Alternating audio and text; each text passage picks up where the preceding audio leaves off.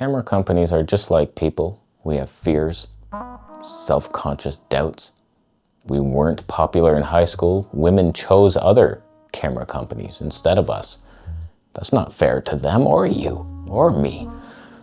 Today we discuss the various companies and their offerings and if they're worthy of supper. All I want is the perfect camera. All I want is the perfect camera. So now that I have the two perfect cameras, Canon C70, R5 II, I died.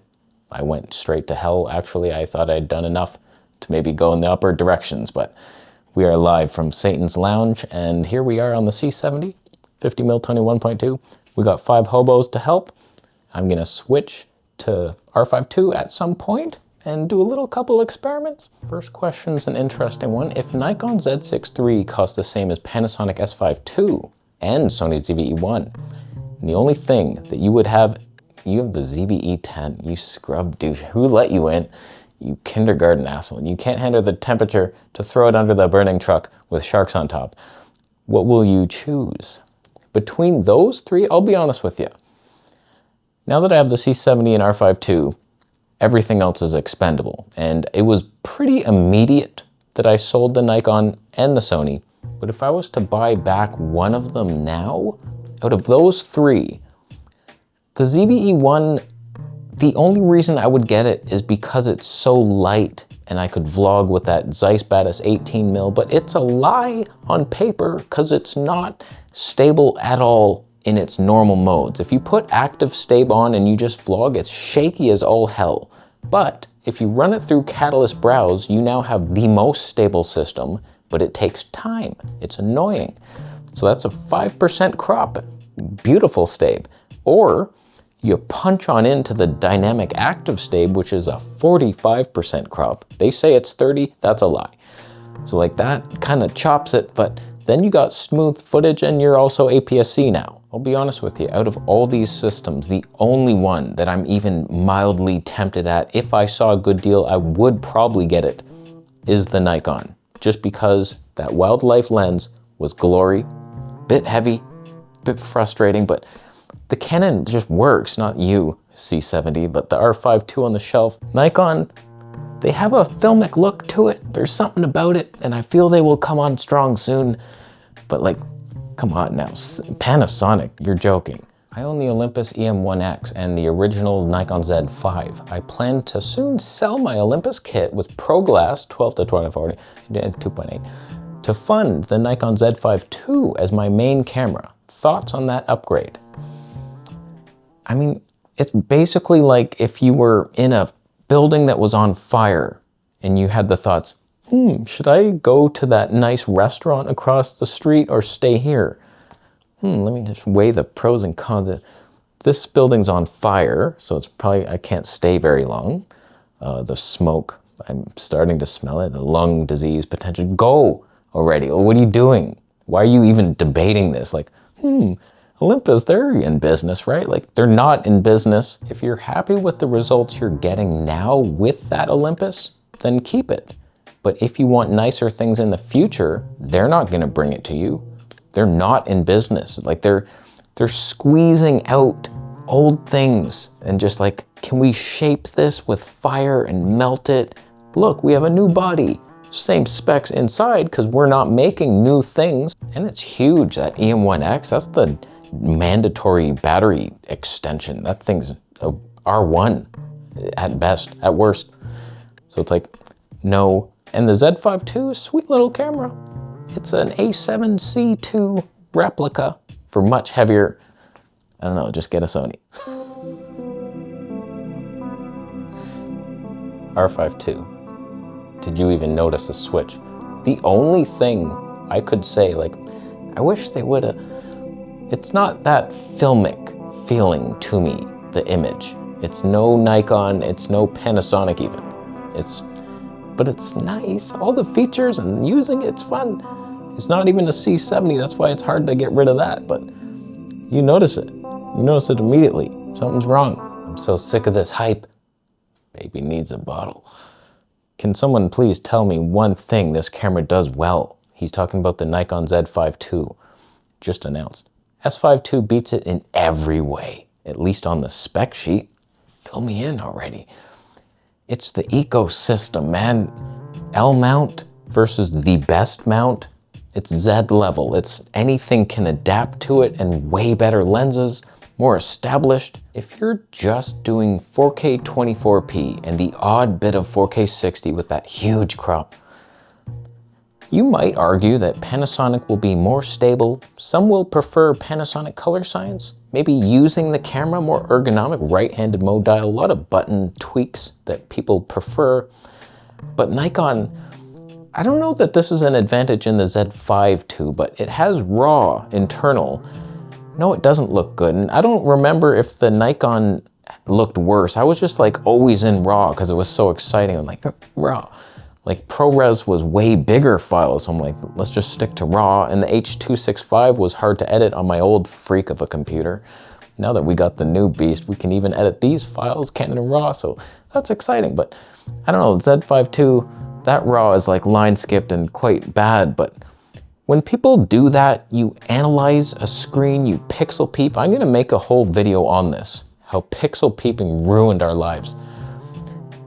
These things don't matter in real life. Like this thing line skips in some modes, but when I look at, I'm just like, wow, that's an amazing image. It looks so good.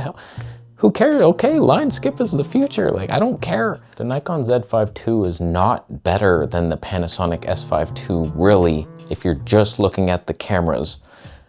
But I would rather have one, Nikon. It's just better. Come on, like the lenses, when you encompass everything, Nikon menus suck. You might have that, an open gate for your clients whipping you in the ass. For me, it's the lenses. There's no inspiring L-mount lenses, the system switcher lenses, where you're like, wow, I need that lens. I'm selling everything. I don't care what body can wield it. That's the lens. Nikon has many of those. That 600mm prime, like that got me right in. Canon, the 28mm 2.8, ridiculous. It's tiny, it's cute. But Nikon 40mm Tony 2, like that's such a sweet lens for so tiny and cheap. You can't beat that thing outside. It just, every time I see that, in here it's not the most impressive, but outside it's like, holy shit, red LUTs, that's good times. Panasonic just isn't there yet with anything inspiring. They're making like 28mm Tony 8 lens, manual focus only.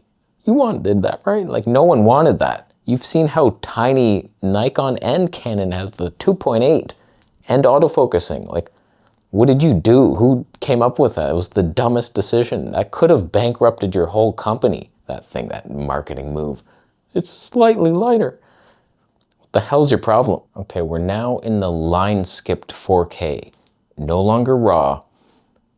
If you did a side-by-side right now, yeah, you'd see it. It'd be so much sharper. But just as time goes on and you're watching this image, you're like, yeah, it looks fine. You're like, what the hell? I'm watching on my phone, can't even see it. Even you on your 8K screen projectors and shit. It looks good enough. Like, what are you talking about? Line skipping. You start noticing it in fine detail things, but it's hard to notice it. I want to photograph and film dogs and maybe people. Would you recommend Nikon Z6 III or a Sony camera? Which one? It's not for professional use, but would be cool to earn money from it in the long run. I'm not a dog guy. If you had said cats, I might have been excited, but okay, dogs.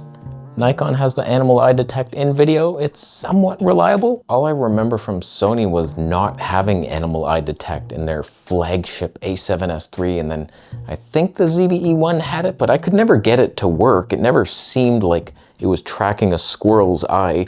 Maybe it was very specific, but Canon is your answer. It's next level, like hunting hawks and eye through the back of the head type of stuff. So like Canon was your answer. What are you even doing? But okay, if those were your answers, options, Z6 III, decent, you could do it. Z5 II might even be cheaper for you. A little 4K 60p dog action, I could see it with a crop. Cinematic German Shepherds. Sony, you might be leaning like A7C II. ZVE1 could get you by. I would choose that myself. I just think you're gonna prefer the image of the Nikon to the Sony. You're gonna be fighting that Sony footage for the rest of your life, and nothing's gonna be right about it, and There's some people who say, like, you don't know what you're talking about. Sony's the most accurate and clinical. Their exact red number 2 lines up perfectly. Like, for those test chart people, okay, yes, you were born in a test tube. If you want a nice look, just like straight up, slap a LUT on there, red LUTs. Cinematic dogs are in your future with Nikon. I lean more Canon and Nikon are fun. Sony's clinical and good. It'll get you the job done. You'll make money. Your clients will accept the clinical footage you present them. But you're not gonna win an award in a movie theater. Okay, I'm scared to even try this. We've never done it. 8K, 24p RAW. File sizes are scary high. But like, I don't know what SRAW even means. It's 4K RAW, but I don't know, it looks very sharp. I don't think it's line skipped, but why am I wasting so much time? The files. Last question here. Would you recommend the Z8 or Z6 III for video and photography? Shooting family, cars, street. That's a lot of different things, you asshole. Z8 versus Z6 III. I've debated it myself. I know. For me, I need my HD 240. It's criminal that Nikon Z8 doesn't have it for no particular reason other than they don't think it's necessary or something. I don't know why it's not in there. The only thing I've heard is, and maybe you can confirm it, Z8 is less filmic looking. That magical touch. Z6 III has it. Z8 maybe a little sharper, I think it's something to do with the high megapixels in this piece of shit. And we're like, wow, that's sharp. 8K, what the hell is this? Why did we do that? That's why I asked for these 8 megapixel machines. We'd have a little cinema in our hearts. 1-to-1 radio. Radio? Oh, God. Oh, man. Oh, God, what are you doing? Oh, you're not seriously gonna go, like, read a book on... This is 8K raw footage. You're gonna waste the time. They may we give can't it to edit their 2 children side-by-side for files. Are you generations. joking right This now? wisdom, I don't have the namely that bandwidth passeth for this. What are you their doing? thought, and those God. who understand it What is shall that? not sleep, The Book of Enoch? but shall listen. What are you trying to with the learn? car, You're never the ear. gonna learn Oh, whoops. anything. That they may learn God, this you're wisdom. dumb. Oh, you're so dumb. That's nice. You're the That's worst. a good book. We've Book of wasted, Enoch. so this is like 75 gigabytes book. later. For you, shooting family, like Z6 III is cheaper, more filmic if anything, good enough. Like, what are you doing? Z8's more expensive, much heavier. For cars, Z8 might be the more clinical perfection. Ooh, the Mercedes, it's so sharp and better. It would probably look better.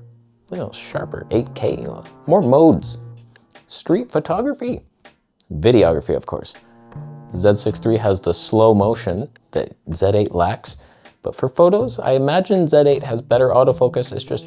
It's so heavy and way more expensive. For wildlife, not that you asked, but the custom banks, I want to feel that. I want to see it. Just one button. I already have it though on the Canon R5 II. Superior in every way to the Z8. So like that would be nice. Boom, boom. And then 8K 60. I'm not a huge fan of that spec. I don't need it. I'd rather have 4K 240. Obviously, but it's something I've debated as well, that Z8. I hate to lose my slow motion, but is that worth it to get maybe better autofocus? Does it do the too far back hunting that's like not even phase detect level? Like Canon never does that. It's just always smooth and snappy and good. It's oh God. Oh, you asshole. Why? I've never seen that happen. 8K, you piece of shit. It's good in 4K sometimes. So Nikon's polished. I've lost all credibility. Oh God, I'm gonna leave. I'm just gonna leave. Thank you for donating your Bitcoin donations. Now, what do you think? All that stuff, do you agree? Or do you think you have better advice down there? Yeah, I'd like to see it sometime. I'll leave. How you doing? Subscribe for a minute.